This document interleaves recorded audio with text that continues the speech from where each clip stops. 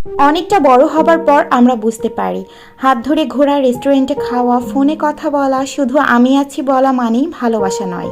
পাশে আছি বলা অনেক সহজ, কিন্তু পাশে থাকা অনেক কঠিন কাজ। একমাত্র সুস্থতাই বোঝা যায় তোমার গুরুত্ব কার কাছে ঠিক কতটা। এই সময় যারা পাশে থাকে তারাই তোমার আপনজন, তাদের রেখে দিও আর বাকিদের ফেলে দাও বাতিলের খাতায়।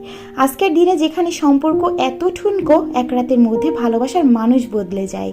যাই হোক করে প্রেমিক প্রেমিকার দোষ খুঁত বের করে বেটার মানুষের লোভে যেখানে সম্পর্ক ভাঙা খুব সহজ। কমিটমেন্ট এর এই সময় আসলে বাবা মানছে না, মা মানছে না, কিংবা উই আর জাস্ট ফ্রেন্ডের দুনিয়ায় কিছুজন সব্যসাচী সৃজনা হয়, যারা রেডিয়েশনে চুল উঠে যাওয়া প্রেমিক প্রেমিকার কপালে চুমু খায়, ইঞ্জেকশন দেওয়া জায়গাগুলো হাত বোলায়, নিজে হাতে খাইয়ে দেয়, গল্প বলে ঘুম পাড়ায়, যন্ত্রণায় ছটফট করলে সন্তানের মতো